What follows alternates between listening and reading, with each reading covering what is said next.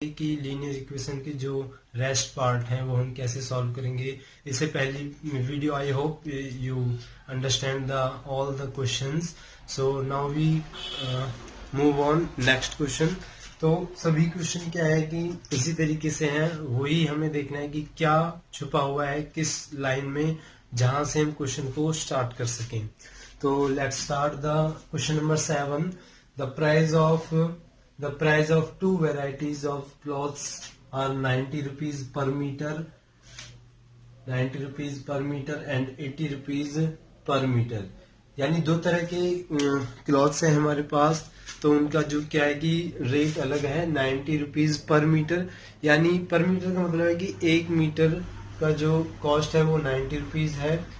ऐसे ही जो दूसरा क्लॉथ है उसका है 80 रुपीज पर मीटर। यानी दोनों का जो प्राइस है वो अलग अलग फिक्स है।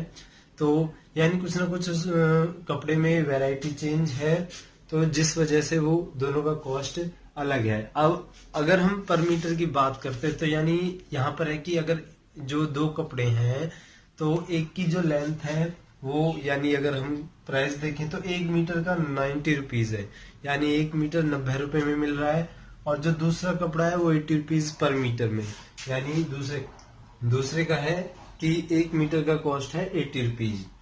अब क्या है कि महिमा हैज पेड 750 रुपीज, यानी कोई एक कस्टमर आया जिसने कि जो पूरा परचेज करने के लिए टोटल कितने रुपए दे दिए, 750 rupees total.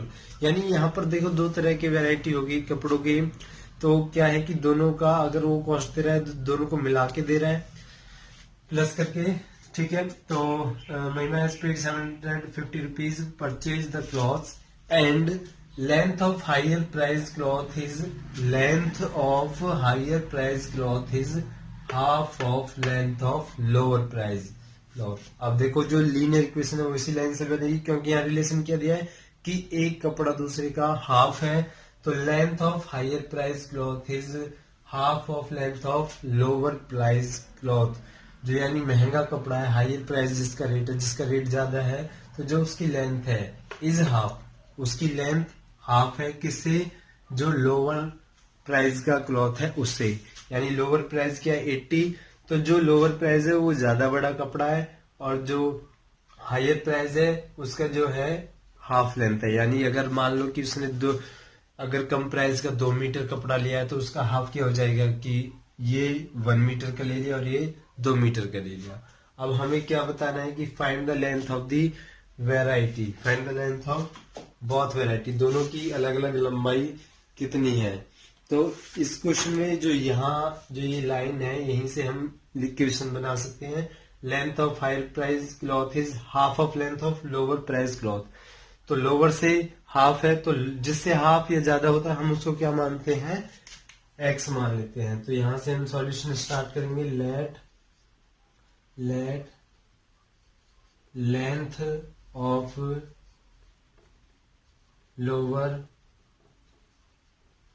Lower price cloth is equal to X meter. Length की बात हो रही है तो यहाँ क्या आ जाएगा मीटर, क्योंकि यहाँ पर मीटर दे रखा है।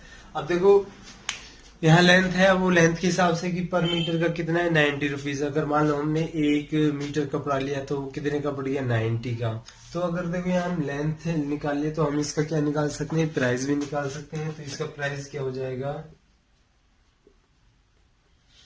तो इसका प्राइस क्या हो जाएगा, इसकी लेंथ किसकी लोअर प्राइस क्लॉथ है, तो इसकी लोअर प्राइस कितना है हमारे पास 80 रुपीज। तो अब 80 रुपीज पर मीटर है और हमारे पास कितने मीटर है, तो ये हो जाएगा 80 मल्टीप्लाई एक्स मीटर, तो ये हो गया 80x रुपीज। देखो इस लाइन को ध्यान से समझना कि अगर कोई भी लेंथ दे रखी है और प्राइस हम कैसे निकाल सकते हैं, क्योंकि यहाँ पर मीटर दे रखा है और लोअर प्राइस का क्लॉथ है, तो क्या हो जाएगा, प्राइस की उस लेंथ से मल्टीप्लाई हो जाएगी, तो उस कपड़े की हमें वैल्यू पता चल जाएगी कि वो कितने रुपए का आया। ऐसे ही अब लेंथ ऑफ लोअर प्राइस होगी, अब हो जाएगा length of higher price cloth. अब देखो हायर प्राइस जो क्लॉथ है उसकी लेंथ कितनी है, हाफ है, किससे है, लोअर प्राइस से, तो हाफ क्या हो जाएगा, ये एक्स है तो एक्स का हाफ हो जाएगा x/2 मीटर। तो इसका प्राइस कितना हो जाएगा, इसका प्राइस कितना हो जाएगा 90 रुपीज पर मीटर है हायर का, तो 90 मल्टीप्लाई x/2। तो यहां से सॉल्व करोगे 2 1 जा 2, 2 4 जा 8 और 2 5 जा 10, 45 आ गया, तो ये हो जाएगा 45x। यानी अब हमें क्या है कि दोनों तरह के कपड़ों के कॉस्ट मिल गई हैं। जो हायर प्राइस का है वो x की टर्म में आ गया इतने रुपीज, और जो लोअर प्राइस का है उतना आ गया ये 80 रुपीज। अब देखो उसने क्या करा है कि टोटल कितने में खरीदा है, 750 में, तो दोनों का यानी हम क्या करेंगे, दोनों का प्लस, क्योंकि वो दोनों को मिला के उसने टोटल रुपए दिए हैं। तो ये हो जाएगा, यहां से हो जाएगा 80x plus 45x equal to 750 rupees. ठीक है, क्योंकि वो टोटल प्राइस दे रहा है दोनों कपड़ों की, तो यहाँ प्लस करेंगे तो ये हो जाएगा 125x इक्वल टू 750 रुपीज। अब x के साथ ये मल्टीप्लाई में है, इधर जाएगा तो ये हो जाएगा डिवाइड में। अब इससे 5 से डिवाइड करेंगे तो 5 2 जा 10, 5 5 जा 25, और 5 1 जा 5, 7 माइनस 5 2, और 5 5 जा 25, और 5 5 जा 25, 5 3 जा 15, 30 हो गया। तो यहाँ पर अगर हमें यहाँ मिल गया 5 35 30/5, तो 5 1 जा 5 और 5 6 जा 30। तो x की वैल्यू हमारे पास कितनी आ गई, 6 आ गई। अब x की वैल्यू हमारे पास 6 आ गई। यहाँ तक वीडियो को पॉज करके नोट डाउन कर सकते हो। चलिए, तो उसके बाद अब यहाँ सॉल्व करते हैं कि x की वैल्यू क्या आ गई, 6 आ गई हमारे पास। तो अब हमें निकालनी है वैल्यू। हमने x क्या माना था, lower length of lower price. ठीक है, अब ये लेंथ ही निकालनी है, तो लेंथ हो जाएगा length of lower price. LP को मैंने शॉर्ट फॉर्म में लोअर प्राइस को लोअर प्राइस एलपी में लिख दिया, और लोअर प्राइस x माना था, तो ये हो गया 6 मीटर। यहाँ हो जाएगा length of higher price, HP से दिखा दिया। हायर प्राइस क्या थी, लेंथ हाफ थी, तो ये हो जाएगा x/2। तो यहाँ x कितना था हमारा 6, तो 6/2, 2 से 6 को डिवाइड करोगे तो ये आ गया 3 मीटर। यानी दोनों का कपड़ा जो है वो कितना कितना हो गया, 6 मीटर। क्वेश्चन नंबर 8 में क्या है, Manan's and Rohan study in the same school में पढ़ते हैं। The distance of the Manan's house from school is thrice than the distance of Rohan's house. यानी जो मनन्स के हाउस का डिस्टेंस है स्कूल से इज थ्राइस मतलब 3 टाइम्स, वो 3 टाइम्स है then the distance of Rohan's house. ठीक है, तो रोहन्स हाउस से थ्राइस है मनन्स का, तो जिससे थ्राइस या ट्वाइस जो भी होता है उसको हम क्या मानते हैं, x।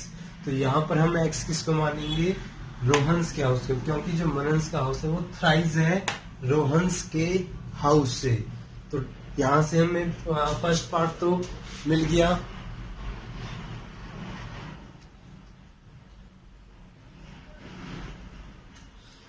ठीक है, अब उसके बाद क्या है, हम यहाँ से सॉल्यूशन स्टार्ट कर देंगे। तो यहाँ लिखेंगे let Rohan's house distance from the school, तो हम क्या मान लेंगे, x किलोमीटर। ठीक है, क्योंकि यहाँ किलोमीटर यूनिट दे रखा है। अब हमने x डिस्टेंस मान लिया रोहन्स के हाउस का। अब मनन्स के हाउस का डिस्टेंस कितना है, थ्राइस है इससे, तो थ्राइस का मतलब क्या होता है, उसको मल्टीप्लाई करते हैं। तो यहाँ मनन्स के हाउस की डिस्टेंस हो जाएगी, मनन्स हाउस डिस्टेंस क्या हो जाएगा, 3x किलोमीटर। ठीक है, यहां से हो गया। अब हम क्या करते हैं, यहाँ दे रखा है क्वेश्चन में, if the difference of both the distance is 5 kilometre. If the difference यानी दोनों डिस्टेंस का डिफरेंस यानी माइनस दोनों डिस्टेंस का डिफरेंस कितना है 5 किलोमीटर। तो इन दोनों का डिफरेंस, ठीक है, तो कैसे करोगे, जो ज्यादा वैल्यू है उसमें से कम को माइनस करोगे। ऑब्वियसली ज्यादा कौन सी है, 3x वाली, और x वाली कम है। तो यहां से अकॉर्डिंग टू क्वेश्चन हो जाएगा, अकॉर्डिंग टू क्वेश्चन यहाँ दे रखा है हमारा डिफरेंस, तो ये हो जाएगा 3x minus x is equal to 5 kilometre, यानी दोनों का डिफरेंस 5 किलोमीटर दे रखा है। तो यहाँ से हमारे पास लीनियर इक्वेशन बन गई, तो इसको हम उसी तरह सॉल्व करेंगे। यहाँ दोनों का साइन डिफरेंस है तो नंबर की माइनस हो जाएगी, 3 माइनस 1 ये हो गया 2x is equal to 5 kilometre. अब यहाँ क्या है, x की वैल्यू निकालेंगे तो ये हो जाएगा 5/2 किलोमीटर। अब यहाँ से सॉल्व करेंगे तो ये हो जाएगा x इज इक्वल टू 5 को 2 से डिवाइड करोगे तो ये हो जाएगा 2.5 किलोमीटर। अब देखो हमारे पास यहाँ x की वैल्यू फाइंड आउट हो गई है कि x की वैल्यू कितना आ गया 2.5 किलोमीटर, और x हमने क्या माना था, रोहन्स के हाउस का डिस्टेंस। तो ये जो है ये रोहन्स के हाउस का डिस्टेंस आ गया। ऐसे ही मनन्स के हाउस का डिस्टेंस निकालोगे तो ये क्या दे रखा है 3x। अब हमें x की वैल्यू मिल गई और 3 और x के आपस में क्या हो रही है मल्टीप्लाई, तो यहाँ कर देंगे 3 मल्टीप्लाई 2.5 किलोमीटर, तो ये हो जाएगा 7.5 किलोमीटर। तो यानी दोनों का डिफरेंस हमें पता चल गया कि स्कूल से दोनों का डिफरेंस कितना है। तो वही चीज है कि अगर हम क्वेश्चन को ध्यान से करेंगे तो हमें पता चल जाएगा। क्वेश्चन नंबर 9 है length of rectangle is 5 metre more than twice of its breadth. If perimeter of rectangle is 160 metre then what are the length and breadth of rectangle. अब यहाँ हमें देखो लेंथ और ब्रेड्थ नहीं दे रखी और उसका पेरीमीटर दे रखा है। पेरीमीटर हमें पता है 2 × L+B। तो यहाँ से हमें पहले लेंथ और ब्रेड्थ देखना पड़ेगा कि रिलेशन क्या बन रहा है, फिर हम उसके बाद इसको सॉल्व करेंगे। तो अगर हम सॉल्यूशन देखें तो पहले रिलेशन देखना पड़ेगा। Length of rectangle is 5 metre more than twice of its breadth, यानी जो लेंथ है वो 5 मीटर मोर है ट्वाइस ऑफ ब्रेड्थ। ब्रेड्थ के ट्वाइस है तो ब्रेड्थ को क्या मान लोगे x। Let breadth of rectangle is equal to x metre. तो लेंथ कितनी हो जाएगी, लेंथ ऑफ रेक्टेंगल हमारे पास हो जाएगा 5 metre more than twice of breadth. तो ट्वाइस ऑफ ब्रेड्थ यानी ब्रेड्थ हमारे पास x है तो इसका ट्वाइस हो जाएगा 2x। 5 मोर है तो +5। तो यहाँ से हमें लेंथ और ब्रेड्थ फाइंड आउट हो गए। अब हमें क्या देखना है कि पेरीमीटर दे रखा है, तो पेरीमीटर क्या होता है, perimeter of rectangle is equal to 2 bracket length plus breadth, और पेरीमीटर कितना है 160 metre is equal to 2 bracket, और लेंथ हमारे पास कितना है 2x + 5। तो लेंथ की वैल्यू पुट कर दी प्लस ब्रेड्थ, और ब्रेड्थ हमारे पास कितना है x। तो यहां से सॉल्व करेंगे 160 is equal to 2 bracket 2x + 1x, ये हो जाएगा 3x + 5। अब ब्रैकेट को ओपन करेंगे तो ये हो जाएगा 160 इज इक्वल टू 2 मल्टीप्लाई 3 हो जाएगा 6, यानी 6x + 10। अब हमारे पास नंबर है तो नंबर को एक तरफ ले जाएंगे और जो अल्फाबेट है उसको एक तरफ रहने देंगे। तो 10 इधर है, इधर जाएगा तो ये हो जाएगा माइनस का 160 - 10 इज इक्वल टू 6x। अब यहां हम इसको सॉल्व करेंगे तो ये हो जाएगा 160 - 10 150 is equal to 6x। 6 multiply में है, इधर जाएगा तो डिवाइड में हो जाएगा इज इक्वल टू x। तो यहां से इसको डिवाइड करोगे 6 × 1 = 6, 6 × 2 = 12 ऊपर हो गया, और 50 - 12 3 और 6 × 5 = 30, यानी x की वैल्यू हमारे पास कितनी आ गई 25। ठीक है, तो यहाँ पॉज करके लिख सकते हो कि कैसे सॉल्व करा है। चलिए, अब उसके बाद यहाँ हमें x फाइंड आउट हो गया। अब x किसकी वैल्यू थी? ब्रेड्थ की। तो यहाँ ब्रेड्थ हमारे पास कितना हो गया? 25, और लेंथ मीटर में है तो मीटर। ये हमारे पास लेंथ यहाँ दे रखा है, ये ब्रेड्थ था, तो लेंथ है 2x प्लस 5। तो 2x प्लस 5 यानी 2 मल्टीप्लाई x, और x की वैल्यू होगी 25 प्लस 5। ठीक है, तो यहाँ से हम इसको सॉल्व करेंगे, हो जाएगा 50 प्लस 5, तो ये हो जाएगा 55 मीटर। यानी ये कैसे सॉल्व करना, ये नीचे लिखना पड़ेगा। जब ये सॉल्व कर दिया तो यहाँ लिखोगे breadth is equal to this and length is equal to this. तो हम यहाँ से इजिली सॉल्व कर सकते हैं इस तरह के क्वेश्चन को, कि हमें क्वेश्चन में क्या दे रखा है और कौन सा फॉर्मूला दे रखा है, वहां जो वैल्यू दे रखी है वो हम पुट कर देंगे, और लास्ट में हम जो वैल्यू फाइंड आउट करनी है वो हम निकाल सकते हैं। Two trains have started from two stations located 500 kilometre apart in the direction of each other. In the direction of each other, यानी दोनों आपस में एक दूसरे के अपोजिट जा रही हैं। मान लिया कि एक स्टेशन ये है, दूसरा ये है, लोकेटेड अपॉन 500 किलोमीटर, यानी दोनों स्टेशन का डिस्टेंस हो गया 500 kilometre. In the direction each other, यानी एक दूसरे के अपोजिट जा रही है, एक इधर से जा रही है तो दूसरी इधर से आ रही है। If the speed of one train, यानी एक ट्रेन की स्पीड हमें दे दी 60 किलोमीटर पर आवर, यानी मान लो ये एक, अगर कोई हमारे पास यहाँ से ट्रेन जा रही है तो उसकी स्पीड है 60 किलोमीटर पर आवर, और जो यहाँ से आ रही है उसकी है 40 kilometre per our.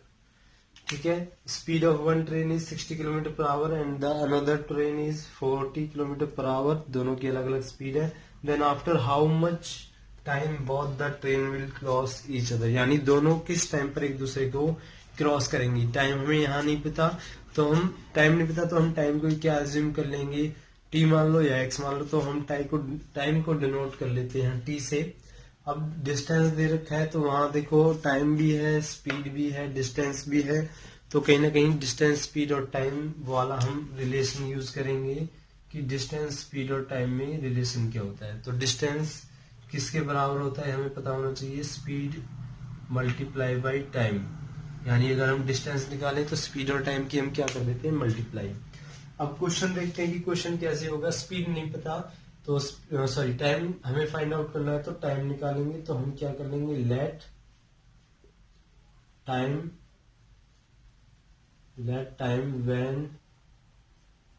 When train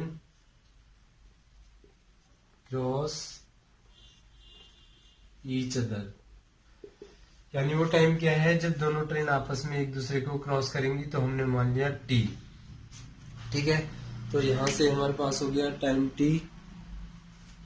तो अब अगर हम देखें स्पीड ऑफ वन ट्रेन, तो यहां पर स्पीड होगी, speed of one train is equal to 60 kilometre per hour. ठीक है, तो यहाँ डिस्टेंस हम निकाल सकते हैं, कितने इसने डिस्टेंस कितना कवर करा, तो स्पीड मल्टीप्लाई बाई टाइम, तो ये हो गया 60 इंटू टाइम। ऐसे ही हम दूसरी ट्रेन की स्पीड निकाल सकते हैं, speed of second train is equal to 40 kilometre per hour.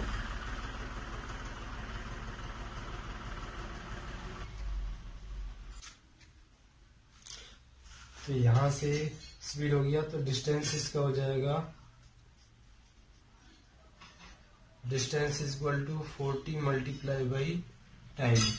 तो यहां से एक डिस्टेंस मिल गया और एक डिस्टेंस यहां से आ गया।